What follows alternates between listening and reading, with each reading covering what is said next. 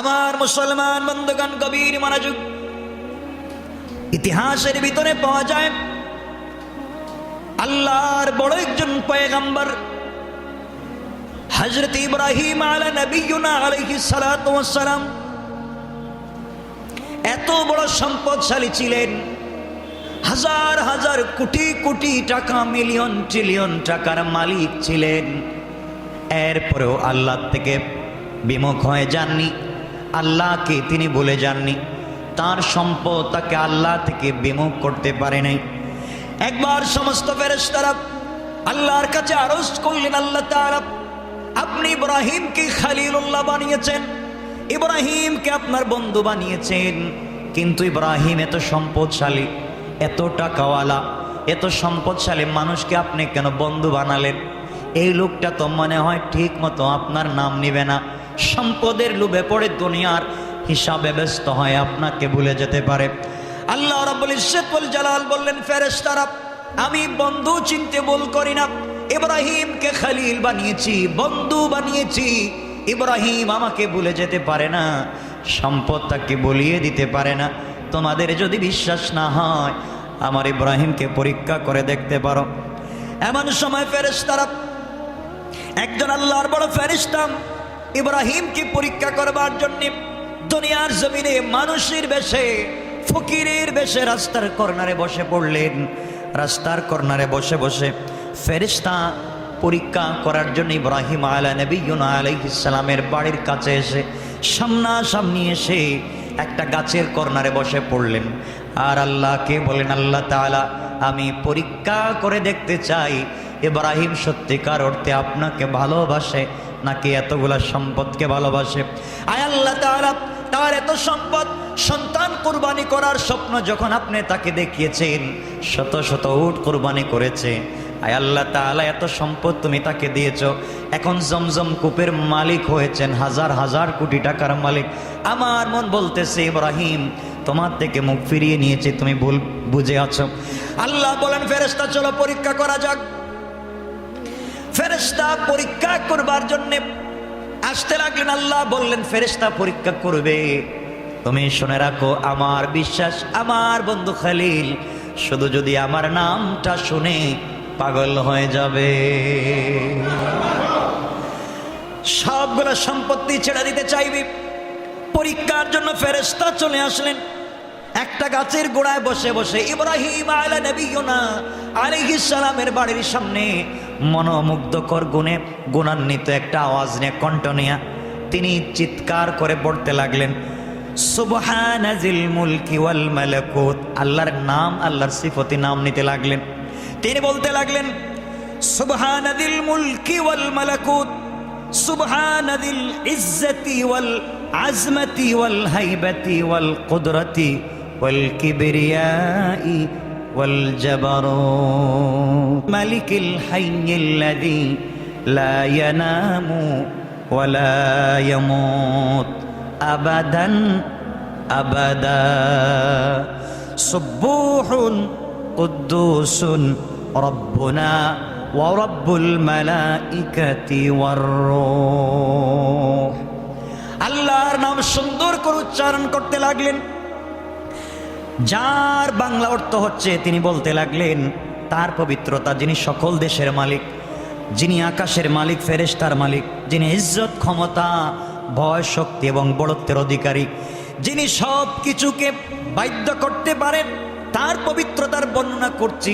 পবিত্রতা তার, যিনি সৃষ্টির বাদশা, যিনি চিরজীবিত, যিনি গুম এবং মৃত্যু যাকে কখনো স্পর্শ করতে পারেনি, যিনি অতি পবিত্র, নির্দোষ। এইভাবে তিনি যখন বলতে লাগলেন তিনি আমাদের রব, ফেরেশতার রব, সকল রূহের রব, পবিত্রতা শুধু তারই। এইভাবে যখন বলতে লাগলেন, এত সুন্দর করে গুণ বর্ণনা করতে লাগলেন, আল্লাহর প্রতি ভক্তি শ্রদ্ধা যার অন্তর থেকে উগলে পড়তে লাগলো, চিৎকার করে কান্না করে করে ওই ফেরেশতা যখন কথাগুলো বলতে লাগলেন। ইব্রাহিম আলাইহিস সালাম বাসার মধ্যে শুয়েছিলেন, যখন তার কানের মধ্যে গেল মালিকিল মালাকুত, তার কানে যখন গেল মুলকিল মালাকুত, আল্লাহর নাম গেল কুদ্দুস, ইজ্জত, জাবারুত, হাইবাত, এগুলো তার কানে গেল। চিৎকার করে ঘুম থেকে উঠে বললেন, চিৎকার করে ঘুম থেকে উঠে পড়লেন, কান লাগালেন কোন দিক থেকে আওয়াজ আসে। ঘর থেকে বের হয়ে গেলেন, আল্লাহু আকবার বলে রাস্তায় বের হয়ে গেলেন। চিৎকার করতে লাগলেন, আল্লাহর নাম কোত্থেকে আসে রে? এত সুন্দর করে কেউ আল্লাহর নাম তো এতদিন নেয়নি। আল্লাহর যেত সুন্দর সুন্দর নাম আছে কেউ তো কোনোদিন আমাকে বলেনি। নির্ঘাত কোনো কবি হবে, কোনো সাহিত্যিক হবে। দৌড়তে লাগলেন, দেখলেন দূরে একজন মিসকিন গাছের গোড়ায় বসে বসে কথাগুলা সুন্দর করে আবৃত্তি করে।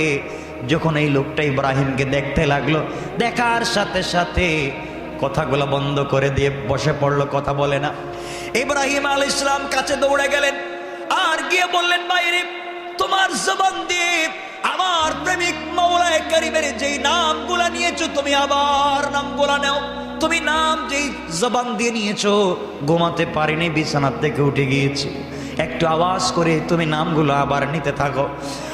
লোকটা ডাক দিয়ে বলছে, না আমি আর নাম নেব না, এতক্ষণ আল্লাহর নাম নিয়েছি আর নিতে পারবো না। ইব্রাহিম কাছে বসে পড়লেন, অনয় বিনয় করে বললেন, বাইরে তোমাকে আবার আমি বলছি আল্লাহকে ওয়াস্তে নামগুলা নেও। তুমি যেই নামগুলা বলেছো আমার দিল তো ফেটে যাচ্ছে আল্লাহর নাম শুনতে, তুমি নামগুলা বলো। ওই লোকটা বলছে, আমি আর আল্লাহর নাম নিতে পারবো না। তিনি বললেন, শোনো আমি তোমার পায়ে ধরি। আল্লাহু আকবার বলবেন। আল্লাহর একজন পয়গম্বর খলিলুল্লাহ তোমার পায়ে ধরি। এরপরে কথাগুলো আরেকবার উচ্চারণ করো। ফেরেশতা বলছেন, না না উচ্চারণ করতে পারবো না। বাইরে তোমাকে কি দিলে তুমি নামগুলো উচ্চারণ করবে বলো। লোকটা বলে, আপনি কি দিতে পারবেন, কি এমন আছে? তিনি বললেন, শোনো এই দুনিয়ার জমিনে আমার চাইতে বড় সম্পদশালী টাকাওয়ালার কেউ নাই। আমার সম্পদের 3 ভাগের 1 ভাগ তোমাকে দিয়ে দিলাম, বিনিময়ে আল্লাহর নাম নাও। ফেরেশতা বলছেন, ইব্রাহিম না না, এত কম সম্পদ দিয়ে কি আল্লাহর নাম জবানে নেওয়া যায়? না, নিতে পারবো না। তুমি আঘাত করতে পারো, মেরে ফেলতে পারো, এরপরে আল্লাহর নাম নিব না আর নিব না। তিনি বললেন, ভাইরে যে শব্দগুলা বলেছো শুধু আল্লাহর নাম নিবে, কষ্ট হবে না। এই নামগুলা যদি তুমি এইবার নিতে পারো, কথা দিলাম আমি ইব্রাহিমের সমুদয় সম্পদের অর্ধেক তোমাকে লিখে দেব। লোকটা বলছে, ইব্রাহিম না, আমি তোমার কাছে আল্লাহর নাম আর নিতে পারবো না, তুমি বিনিময়ে কি করবা? ইব্রাহিম বললেন, শোনো তোমাকে আমি চিনি না, ফকির মিসকিন, তোমাকে আমি চিনি না। আল্লাহর নাম নিয়েছো, ঘরে বসে থাকতে পারি না, তুমি জানো না কার নাম নিয়েছো। আমি যাকে ভালোবাসি, যে আমাকে ভালোবাসে, তার নাম তুমি নিয়েছো। আমার কলিজাও যদি বিক্রি করে দেওয়া লাগে আমি দিতে পারি, এরপরও তুমি আল্লাহর নামটা আবার নাও। লোকটা আল্লাহর নাম নিতে চায় না। ইব্রাহিম বললেন, ভাইরে দুনিয়ার জমিন, আসমানের নিচে, জমিনের উপরে আমার যতগুলা সম্পত্তি আছে সবগুলা সম্পত্তি তোমাকে দিয়ে দিলাম, বিনিময়ে একটা বারের জন্যে আল্লাহর নামটা আবার তুমি নিয়ে না। আল্লাহু আকবার বলেন। কেমন ভালোবাসা আল্লাহর প্রতি, এই ভালোবাসার কথাই বলছে আজকে। সবগুলা সম্পত্তি দিচ্ছে, বিনিময়ে আল্লাহর নাম একটা বার শুনতে চায়।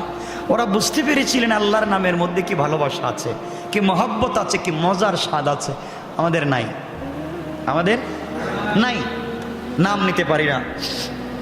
আল্লাহর এক একটা নামের যে কি বরকত, আমাদের জমাতে সময় কম থাকে, সব বলা যায় না। কি যে বরকত এক একটা নামে। সবাই তো তাসবিহ পড়েন না, সুবহানাল্লাহ আলহামদুলিল্লাহ পড়েন না, কিন্তু জানেন কি, জানেন এগুলার বরকত কি, জানেন এগুলার ফজিলত কি? মানে এটা পড়লে কি উপকার হয় কি জানা আছে আপনাদের? জানেন না, এই জন্য মজা পাই না, স্বাদ পাই না। খাবার সম্পর্কে ধারণা না থাকলে খাবার খাইতে মন চায় না, ঠিক না? যে খাবার আপনি জানেন, চিনেন, এই খাবার খাইতে ভালো লাগে যত টাকাই হোক, কিন্তু আল্লাহর নামে যে কি মজার স্বাদ আছে আমরা জানি না। আমি কেমনে বুঝাবো? আমি চাইবো, আমরা আল্লাহ বলছেন দুনিয়ার শব্দ আমার নামের ভিতরে, গোলাম সব ছেড়ে আমার নামের ভিতরে ঢুকে যা, গোটা দুনিয়াকে তোর কাছে পৌঁছে দেব। আল্লাহু আকবার বলেন, আল্লাহু আকবার। আমার বন্ধুগণ, এই কথা বলবার পরে এই ফেরেশতা চলে গেলেন। ইব্রাহিম আলাইহিস সালাম বুঝতে পারলেন উনি ফেরেশতা হবেন। তিনি খুব কষ্ট পেলেন, বুঝতে পেরেছি এটা ফেরেশতা, এখন চলে গেছে, এখন কি করব? ফেরেশতা আল্লাহর কাছে গিয়ে বলছেন, আল্লাহ আমি পরীক্ষা নিয়ে ভুল করেছি, এমন একজনের কাছে পাঠাইছেন আপনার নাম শোনার জন্য গোটা দুনিয়া দিয়ে দিস। আল্লাহু আকবার। সুতরাং আপনারও টাকা আছে, আপনি যদি কিয়ামতের দিন বলেন আল্লাহ আমি টাকার জন্য তোমার নাম নিতে পারি নাই, আল্লাহ ইব্রাহিমকে দাঁড় করায় দেবেন। বলো ইব্রাহিম তোমাকে টাকা দেইনি, তুমি কি করেছো? তখন কি জবাব দিবেন? আমার আপনার টাকা কি ইব্রাহিমের মতো? বলেন না। তো ইব্রাহিম এত টাকাওয়ালা হওয়ার পরে আল্লাহ বন্ধু বানিয়েছেন, কত কাছাকাছি নিয়েছেন, আমরা আল্লাহকে সেভাবে চিনতে পারিনি। আজকের থেকে চেষ্টা করবো তো ইনশাল্লাহ। আজকের একটা কথা, আমরা ভালোবাসবো কাকে? পারবো তো ইনশাল্লাহ। ইসলামিক ওয়াজ বাংলা।